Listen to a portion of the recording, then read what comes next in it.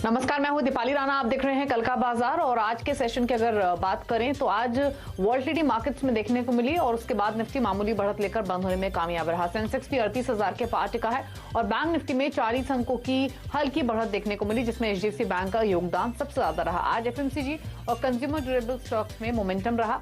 वहीं आईटी और फार्मा शेयरों की तरफ से आज सपोर्ट नहीं था। इनफैक्ट ये ऐसा सेगमेंट था जहां पर थोड़ी सुस्ती देखने को मिल रही थी। हेल्थ केयर स्टॉक्स भी अपने ऊपरी स्तरों से थोड़ा नीचे आकर बंद हुए। हालांकि कल आने वाले सितंबर ऑटो सेल्स के नंबर से पहले ऑटो स्टॉक्स पर दबाव देखने को मिला। वहीं आज सितंबर महीने का आखिरी दिन भी था और इस महीने बाजार में तकरीबन 1.5% की गिरावट दर्ज की गई है। आपको बता दें कि लगातार 3 महीने बाद बाजार में मंथली गिरावट देखने को मिली है। आज की जानकार ट्रेडबुल से सिद्धार्थ उत्तेकर हमारे साथ बने हुए हैं, उनको शामिल करते हैं शो में। सिद्धार्थ नमस्कार। पहले तो एक स्ट्रैटेजी कल के लिए बताइए, क्या व्यू रहेगा? आज काफी वॉलेटिलिटी देखने को मिली, लेकिन उस वॉलेटिलिटी के बावजूद टुवर्ड्स हायर एंड मार्केट ने क्लोजिंग होने की कोशिश की है। तो क्या सजेशन कल के लिए निफ्टी पर? गुड इवनिंग दीपाली जी। इनफैक्ट जिस तरीके से अभी तक मार्केट मूवमेंट रही है, इनफैक्ट आज के सत्र में अगर हम ओवरऑल डेटा भी देखें तो एक inside buyer kind of formation ही था। कल के लिए 11,330 ये काफ़ी निर्णायक लेवल होगा। अगर ये पर्टिकुलर लेवल निकल जाता है तो मुझे लग रहा है काफ़ी बड़ी अपमूव अनलॉक होगी और मोमेंटम भी काफ़ी स्ट्रांग रह सकता है। ऑन द कॉन्ट्ररी अगर हम सपोर्ट्स को देखें तो आई थिंक 11,150 एक काफ़ी कॉन्फिडेंट बेस नज़र आ रहा है। तो कल की एक्सपायरी के लिहाज से मुझे लग रहा है कि 11,330 ये काफ़ी अहम लेवल होगा। अगर ये लेवल निकल जाता है तो एक्सपायरी कहीं जाकर 11,400 के आसपास होने की संभावना है। बट जिस तरीके से ऑप्शन पेन डेटा यहाँ पर प्लेस्ड है, 11,200 एक निर्णायक लेवल होगा कल के सत्र के लिए। On the contrary bank Nifty काफ़ी कॉन्फिडेंट लग रहा है। इनफैक्ट 21,500 ये एक निर्णायक लेवल होगा कल के सत्र में। और अगर ये पर्टिकुलर बाउंड ब्रेक हो जाता है फर्स्ट हाफ में तो मुझे लग रहा है काफ़ी बड़ी अनवाइंडिंग यहाँ पर हो सकती है। एंड ये जो पूरा स्टिमुलस है मुझे लग रहा है वो बैंकिंग इस पैक से आना चाहिए। तो लगभग दोनों में भी मुझे लग रहा है कि एक पॉजिटिव रुझान होना चाहिए। एक्सपेक्टेशन होगी अराउंड 11,200 से 11,400 इस पर्टिकुलर रेंज में एक्सपायरी होने की। ठीक है, चलिए अब सवालों करते हैं शामिल। और पहले कॉलर गजानंद हमारे साथ मौजूद भी हैं फोन लाइन पर पुणे से। गजानंद जी नमस्कार, बताइए सवाल अपना। जी नमस्कार सर। नमस्कार मैम। जी मैंने आज मुंजाल ऑटो बाय किया था 200 क्वांटिटी 59.85 पे। तो एक्चुअली उसका टारगेट आया था कुछ 67 के लिए। तो कल के लिए मार्केट कैसा रहेगा? मॉर्निंग में क्या करूं मतलब? तो आपने ये जो खरीदारी की है ये सिर्फ 1-2 दिन के नजरिए से की है या फिर थोड़ा समय देंगे इस पोजीशन को? नहीं, मैं एक्चुअली क्या समय दे सकता हूँ, नो प्रॉब्लम। ठीक है, सिद्धानंद बताइए मुंजाल ऑटो पर क्या व्यू है? आज ही इन्होंने खरीदारी की है, इनके भाव के आसपास ही बंद हुआ है स्टॉक। क्या करें अब आगे के लिए? देखिए, शॉर्ट टर्म के लिहाज से तो यहाँ पर ट्रेंड में कोई बड़ी डिस्टॉर्शन नहीं है। इनफैक्ट एक high top high bottom sequence अच्छी तरह मेंटेन्ड है। वीकली चार्ट्स को अगर हम गौर से देखें तो वहाँ पर एक बुलिश पेनेंट फॉर्मेशन है एंड ये पर्टिकुलर पैटर्न काफ़ी मैच्योर हो चुका है। तो मुझे लग रहा है जिस तरीके से इसने एक बेस बनाया है अराउंड 54 के आसपास, मुझे लग रहा है ये पर्टिकुलर लेवल उनको as a stop loss maintain करना चाहिए। एंड मेरी भी एक्सपेक्टेशन है कि अगले कुछ हफ्तों में ये पर्टिकुलर स्टॉक अराउंड 73-70 इस पर्टिकुलर जोन में स्विंग करना चाहिए। तो यहाँ पर डेफिनेटली उनको अपनी पोजीशन होल्ड करनी चाहिए 54 के स्टॉप लॉस के साथ। ठीक है, नीतीश गर्ग ने एक सवाल भेजा है ट्विटर के जरिए। 2 शेयर्स हैं इनके पास। पहला तो भारती एयरटेल है जहां पर 522 की खरीदारी है और दूसरा एचडीएफसी स्टैंडर्ड लाइफ, यहां पर इनका बाइंग प्राइस 577 का है। दोनों स्टॉक्स में पोजीशन इनकी लॉन्ग टर्म है। तो भारती एयरटेल में तो नुकसान है काफी, 100 रुपए नीचे है इनके भाव से एग्जैक्टली, और एचडीएफसी लाइफ इनके भाव से भी 17 रुपए नीचे। इनफैक्ट इसमें प्रेशर आज ही बिल्डअप हुआ है ज्यादा एचडीएफसी लाइफ में। दोनों स्टॉक्स पर आपका सजेशन लॉन्ग टर्म के हिसाब से? देखिए, दोनों काफ़ी बढ़िया पेडिग्री के स्टॉक्स हैं। इनफैक्ट भारतीय एयरटेल का अगर हम डेटा देखें तो क्लियरली एक अच्छे डिमांड जोन में स्टॉक प्लेस्ड है। तो यहाँ पर मुझे लग रहा है थोड़ी सी और गिरावट हो सकती है। अपने 200 डे एक्सपोनेंशियल एवरेज से काफ़ी दूर ट्रेड कर रहा है काउंटर। बट जिस तरीके से इसका वीकली 200 एक्सपोनेंशियल एवरेज है, मुझे लग रहा है वहाँ पर अच्छा एक सपोर्ट बिल्ट हो सकता है जो लगभग अराउंड 415 के आसपास है। तो मुझे लग रहा है यहाँ पर एक अच्छा डिमांड जोन है जहाँ पर उनको स्टॉक और अक्यूमुलेट करना चाहिए।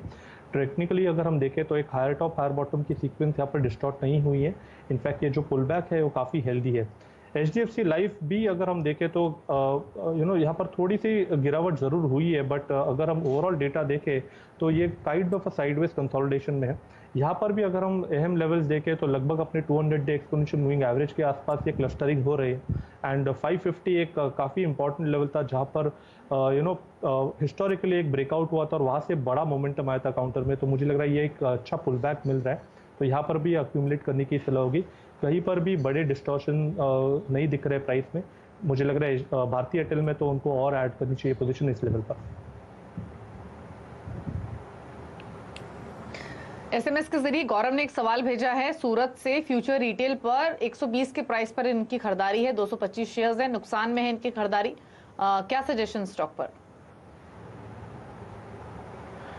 देखिए लगातार यहाँ पर इस पर्टिकुलर काउंटर पे हमें काफ़ी क्वेरीज आई है और हमारा स्टांस सेम ही रहा है कि ये पर्टिकुलर काउंटर काफ़ी वीक ट्रेंड में रहा है। अगर यहाँ पर उछाल मिलते भी है तो वहाँ पर एग्जिट यही रणनीति रखनी चाहिए। तो क्लियरली ट्रेंड जिस तरीके से है यहाँ पर बिल्कुल भी होप पे नहीं रहना चाहिए। 120 की इनकी खरीदारी है, अगर थोड़ा सा भी बाउंस बैक आ जाता है तो मुझे लग रहा है यहाँ पर उनको अपना जो नुकसान है वो बांध देना चाहिए। एंड जो कैपिटल है वो कहीं जाकर कुछ क्वालिटी नेम्स पे डिप्लॉय करना चाहिए। अगर स्पेसिफिक इसी पर्टिकुलर सेगमेंट को देखें तो मुझे लग रहा है डीमार्ट में काफ़ी अच्छी एक करेक्शन आई है, एंड वहाँ पर एक rising channel kind of formation में है और उसके बेस के नज़दीक स्टॉक मिल रहा है। तो अगर उनका नज़रिया थोड़ा लॉन्ग टर्म है तो मुझे लग रहा है क्वालिटी स्टॉक्स में उनको स्विच होना चाहिए, यहाँ पर होप पे नहीं रहना चाहिए फ्यूचर रिटेल में। ठीक है। एनजी त्रिपाठी हमारे साथ फोन लाइन पर कोलकाता से। त्रिपाठी जी नमस्कार, बताइए सवाल अपना। हेलो, पूछिए सवाल। हेलो, हेलो, नमस्कार। नमस्ते। हाँ नमस्कार मैडम। मैडम मैंने ओमेक्स लिमिटेड के 340 शेयर्स लिए थे 195 एवरेज। हेलो, ठीक है। 220 के प्राइस पर सजदानंद इनके पास ओमैक्स के शेयर्स हैं और ये स्टॉक लगातार फिसला है पिछले 1 महीने में स्पेशली, और अब 67 पर आ चुका है। ऊपर की खरीदारी इनकी और अब भारी नुकसान में है, क्या करें इन स्तरों पर? देखिए पहले से ही इस पर्टिकुलर स्टॉक में जो वॉल्यूम्स होते थे वो अब काफ़ी एबनॉर्मल थे, एंड जिस तरीके से यहाँ पर प्राइस डेवलपमेंट भी है वो काफ़ी एबनॉर्मल है। तो यहाँ पर मुझे नहीं लगता कि निवेश करना चाहिए उन्हें। अगर मौका मिल जाता है तो यहाँ पर भी मुझे लग रहा है एग्जिट करनी चाहिए पोजीशन, एंड कुछ बेटर एवेन्यूज़ देखने चाहिए। फिलहाल जिस तरीके से पिछले 5-6 दिनों से कंसोलिडेशन हो रहा है, मुझे लग रहा है अगर अपटिक आ भी जाती है तो 80 के आसपास उनको एग्जिट करने की सलाह होगी। ठीक है। सौरभ धवन ने एक सवाल भेजा है फेसबुक पर। 1000 शेयर्स इनके पास अशोक लेलैंड के 98 के प्राइस पर, और अशोक लेलैंड ने में हमने अच्छा मूव देखा भी है, और दूसरी बात ये फोकस में रहेगा भी क्योंकि कल सेल्स नंबर्स आएंगे और एक्सपेक्टेशंस ये हैं कि मंथ ऑन मंथ बेसिस पे 18-19% तक के इंप्रूवमेंट दिख सकता है। कमर्शियल वाहनों की भी जो बिक्री है वो रिज्यूम हुई है। इनके भाव से अभी भी नीचे स्टॉक क्योंकि इनकी खरीदारी ऊपर की है, तो क्या करें अपनी इस एग्जिस्टिंग पोजिशन में?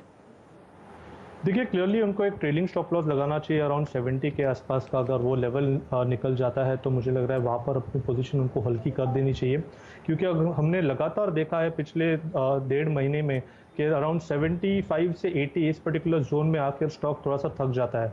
तो डेफिनेटली अगर ब्रेकआउट हो जाता है एस्टैब्लिश अराउंड 80-82 के आसपास तो डेफिनेटली एक बहुत बड़ी पेडिग्री ओपन हो जाएगी, एक अच्छा मोमेंटम स्टॉक में बन जाएगा। बट जिस तरीके से फिलहाल दो अटेम्प्ट में ये फेल हुआ है, मुझे लग रहा है 80 एक निर्णायक लेवल होगा। अगर वो क्लोजिंग बेसिस पे निकल जाता है तो ही उनको अपनी पोजीशन कैरी फॉरवर्ड करनी चाहिए, या फिर ट्रेलिंग स्टॉप लॉस जरूर लगाना चाहिए अराउंड 74 के आसपास। ठीक है। सबीर है हमारे साथ कोलकाता से सवाल पूछने के लिए। नमस्कार सबीर, बताइए क्या सवाल है आपका? Hi ma'am, good evening.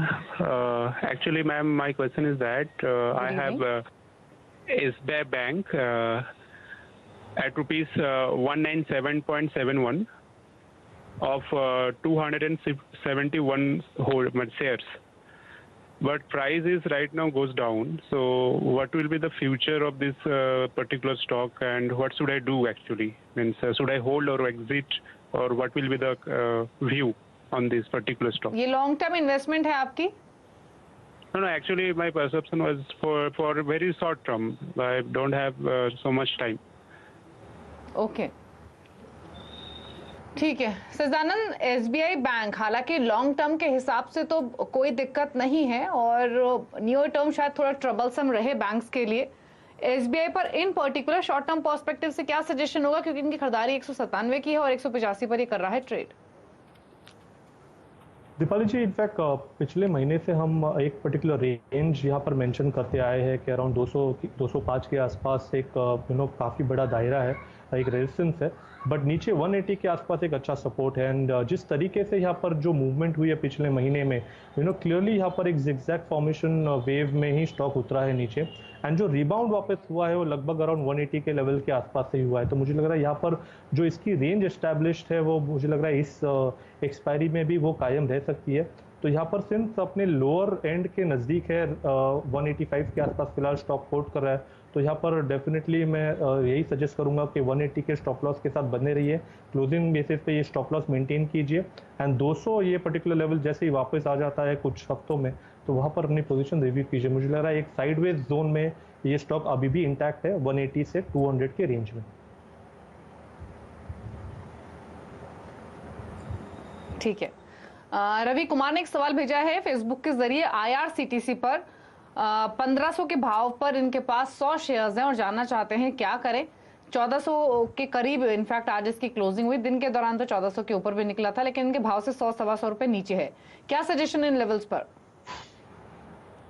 देखिए, पिछले 6 महीने से यहाँ पर ट्रेंड तो थोड़ी सी साइडवेज ही है। इनफैक्ट यहाँ पर बड़ी कोई मूवमेंट एक्सपेक्टेड नहीं है जब तक ये रेंज ब्रेकआउट नहीं होता, तब तक ऑन द हायर साइड 1440 एक काफ़ी स्टिफ रेजिस्टेंस है। लगातार हमने ऑलमोस्ट 16 हफ्तों से ये पर्टिकुलर लेवल एक रेजिस्टेंस के दौर से ही देखा है, एंड नीचे सपोर्ट काफ़ी स्ट्रॉन्ग है अराउंड 1330 के आसपास का। तो मुझे लग रहा है ये 100 पॉइंट के दायरे से जब बाहर निकलेगा तभी एक मोमेंटम एक्सपेक्टेड है, बट जिस तरीके से उसके वीकली आरएसआई की प्लेसमेंट है, मुझे लग रहा है उसकी प्रोबेबिलिटी ऑफ अ ब्रेकआउट थोड़ी सी ज़्यादा लग रही है। तो यहाँ पर उनको बने रहने की सलाह होगी 1330 के स्टॉप लॉस के साथ। ठीक है, संदीप हमारे साथ फोन लाइन पर चंडीगढ़ से। संदीप जी नमस्कार, बताइए क्या सवाल है आपका? Good evening ma'am. Good evening madam. नहीं, पूछिए सवाल। मैडम मेरे पास श्रीराम ट्रांसपोर्ट्स के 200 शेयर्स हैं 703 के भाव से, और दूसरा मेरे पास टाटा केमिकल है 500 शेयर्स 331 के भाव से।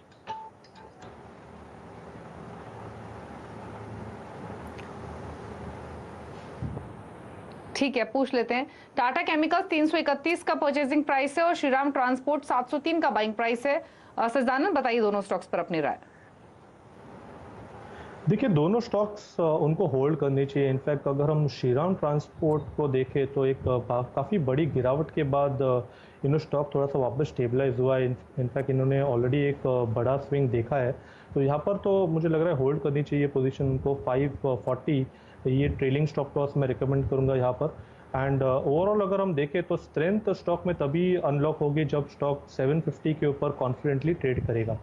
ऑन द कॉन्ट्ररी, जिस तरीके से टाटा केमिकल प्लेस्ड है, मुझे लग रहा है ये काफ़ी कॉन्फिडेंटली प्लेस्ड है अराउंड 300 से 340 जोन में, एंड यहाँ पर भी मुझे लग रहा है कि 280 के स्टॉप लॉस के साथ उनको बने रहना चाहिए।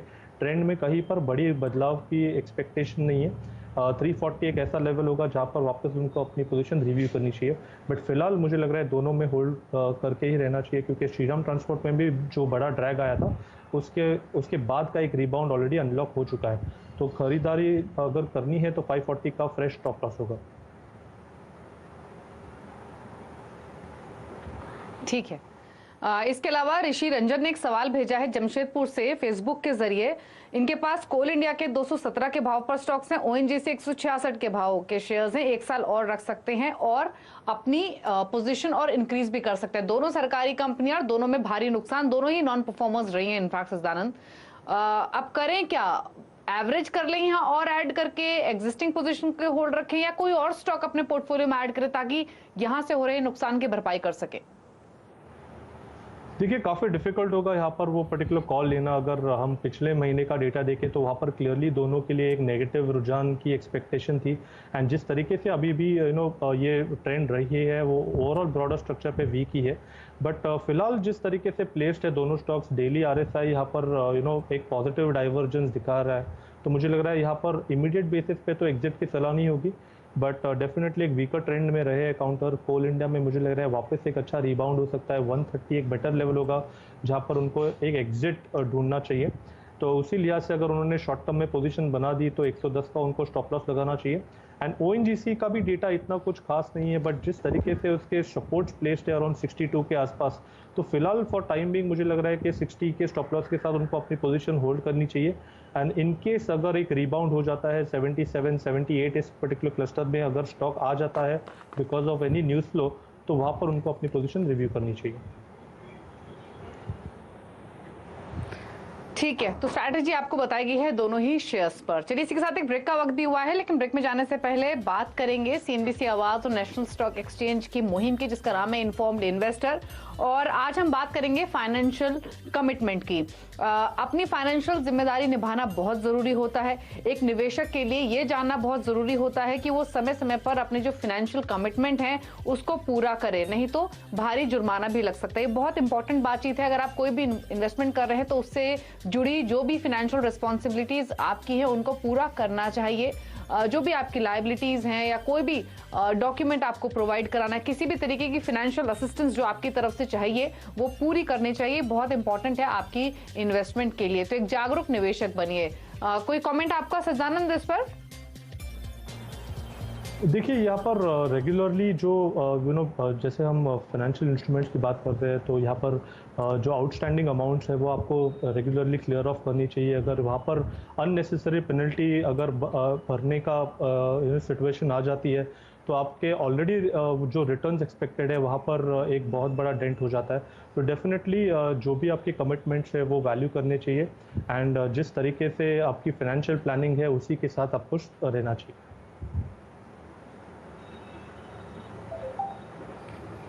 ठीक है, एक ब्रेक के लिए यहाँ पर रुक रहे हैं।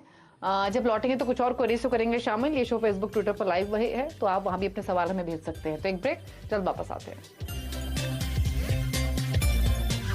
कल का बाजार और क्वेरीज हमें ढेर सारी मिल रही है। कॉलर भी यहाँ फोन लाइन पर धीरेन्द्र हैं उज्जैन से। धीरेन्द्र नमस्कार, बताइए क्या सवाल है आपका? नमस्ते मैडम, एक्चुअली मैंने TNPL लिए हुए हैं 127 के रेट में, 1000 क्वांटिटी है और मैं 3 महीने रुक सकता हूँ। कृपया मुझे इसका व्यू बता दीजिए। जरूर। सजदानंद, तमिलनाडु न्यूज प्रिंट 127 के प्राइस पर इन्होंने खरीदा है। इंपॉर्टेंट ये है कि इनकी जो टाइम होराइजन है वो 3 महीने का है, तो क्या सजेशन होगा इनके लिए? देखिए यहाँ पर थोड़े से वॉल्यूम्स थोड़े अबनॉर्मल है, बट जिस तरीके से प्राइस एक्शन इवॉल्व हुई है अराउंड 85 के आसपास ऐसे एक डबल बॉटम फॉर्मेशन मिला था। एंड जिस तरीके से वापस यहाँ पर एक करेक्टिव एक्शन हुई है, मुझे लग रहा है यहाँ पर एक ओवरसोल्ड सिचुएशन से स्टॉक थोड़ा उभर रहा है। तो मुझे लग रहा है यहाँ पर बने रहना चाहिए उन्हें। बट 120 125 ये जोन काफ़ी इंपॉर्टेंट होगा स्टॉक के लिए, जहाँ पर उनको अपनी पोजीशन ये रिव्यू करनी पड़ेगी। सो फिलहाल तो जिस तरीके से रिबाउंड है मुझे लग रहा है अराउंड 95 के स्टॉप लॉस के साथ उन्हें बने रहना चाहिए। बट 120 जैसे ही आ जाता है वहाँ पर रिव्यू करनी चाहिए पोजीशन। ठीक है। SMS के जरिए मनीष ने एक सवाल भेजा। आईसीआईसीआई बैंक पर 410 के प्राइस पर इन्होंने खरीदारी की हुई है, जानना चाहते हैं अब क्या करें, बताइए। देखिए आईसीआईसीआई बैंक मुझे लग रहा है कि जिस तरीके से पिछले 5 दिनों की मूवमेंट है यहाँ पर क्लियरली एक रिबाउंड एस्टैब्लिश हो चुका है, तो यहाँ पर खरीदारी करने की सलाह होगी। इनफैक्ट थोड़ा सा ब्रॉडर होराइजन रखे तो 390 के एक्सपेक्टेशन के लिए यहाँ पर फ्रेश लॉन्ग्स भी ऐड किए जा सकते हैं 330 के स्टॉप लॉस के साथ। ठीक है। विनोद खन्ना ने एक सवाल भेजा है ट्विटर पर। HPCL 197 के प्राइस पर इन्होंने खरीदारी की हुई है, व्यू शॉर्ट टर्म है। सजदानंद, HPCL पर क्या कमेंट्स होंगे? देखिए थोड़ा सा दबाव ज़रूर है काउंटर में, तो मुझे लग रहा है यहाँ पर इमीडिएट बेसिस पे तो फ्रेश निवेश की राय नहीं होगी। बट काफ़ी क्रिटिकल जंक्चर पे है 170। अगर ये पर्टिकुलर लेवल होल्ड हो जाता है और अगर रिबाउंड अच्छा हो जाता है 190 के ऊपर, तो तो डेफिनेटली एक रिबाउंड प्ले हो सकता है 185 के स्टॉप लॉस के साथ। बट फिलहाल जिस जंक्चर पे है 170 190 ये काफ़ी इम्पॉर्टेंट लेवल होंगे। इस रेंज के बाहर ही कुछ पोजीशन उनको रिव्यू करनी चाहिए, री इस्टेब्लिश करनी चाहिए।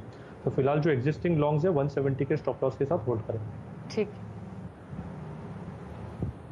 ठीक है। प्रभाष श्रीवास्तव ने सवाल भेजा है फेसबुक के जरिए जुबिलेंट फूडवर्क्स पर 2350 पर इन्होंने खरीदा हुआ स्टॉक, जानना चाहते हैं क्या करें। स्टॉक चला तो है बट काफी ऊपर खरीद लिया इन्होंने, क्या सजेशन होगा, अब रखें इस पोजीशन को या क्या स्ट्रैटेजी रहो? देखिए मेरी एक्सपेक्टेशन है कि जिस तरीके से यहाँ पर स्टॉक में परफॉर्मेंस है, एक काफ़ी बड़े स्टेलर अप मूव में रहा है काउंटर। बट अगर हम पिछले 15 दिन का डेटा देखें तो वहाँ पर क्लियरली एक नेगेटिव डाइवर्जेंस दिखाई दे रहा है प्राइस स्केल पे, प्लस उसका RSI काफ़ी अच्छी तरह प्लेस्ड है एक डिक्लाइन के लिए। तो यहाँ पर मुझे लग रहा है कि कहीं जाकर इसकी अपसाइड कैप हो सकती है। 2300 2400 एक अपसाइड रेजिस्टेंस होगा, एंड नीचे जो एक फॉर्मिडेबल सपोर्ट है मुझे लग रहा है वो रिविजिट होना चाहिए अराउंड 2150 के आसपास। तो अगर उनका शॉर्ट टर्म का नजरिया है तो मुझे लग रहा है यहाँ पर वीकनेस एक्सपेक्टेड है, तो अपने लॉन्ग पोजिशन से आप हट जाए।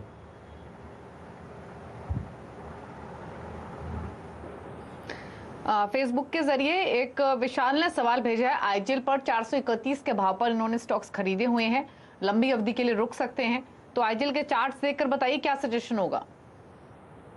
देखिए IGL पे भी मुझे लग रहा है यहाँ पर एक बुलिश बायस रखना चाहिए जब तक स्टॉक 370 ये पर्टिकुलर लेवल होल्ड करता है ऑन अ क्लोजिंग बेसिस। यहाँ पर ये जो बुलिश रिबाउंड हुआ है वो मुझे लग रहा है एक वैलिड पॉइंट ही होगा, जिस तरीके से एक हैमर एस्टैब्लिश हुआ है ऑन द वीकली चार्ट्स। तो यहाँ पर एक्सपेक्टेशन है कि अगले कुछ महीनों में स्टॉक अराउंड 460 465 इस पर्टिकुलर जोन में ट्रेंड होना चाहिए। तो क्लियरली ये जो अपॉर्चुनिटी मिली है पिछले 2 हफ्तों से, मुझे लग रहा है वहाँ पर उनको अक्यूमुलेट करना चाहिए काउंटर 370 के स्टॉप लॉस के साथ। 460 एक जोन होगा जहाँ पर उनको अपनी पोजीशन रिव्यू करनी चाहिए।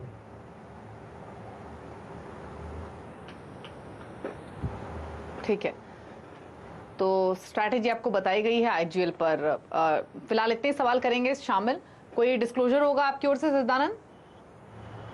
Dipali ji, the stocks which we have discussed, I do not have any personal positions in them, but it's better that we have a disclosure that some of our clients might be interested in some of the stocks that we discussed. ठीक है, शुक्रिया आपका इस show का हिस्सा बनने के लिए और सभी कॉलर्स की क्वेरीज को आंसर करने के लिए। तो इसी के साथ कल का बाजार में इतना ही। खबरों पर लगातार अपडेट के लिए सिंधी से आवाज से जुड़े रहिए, ट्विटर, फेसबुक और यूट्यूब के जरिए। नमस्कार।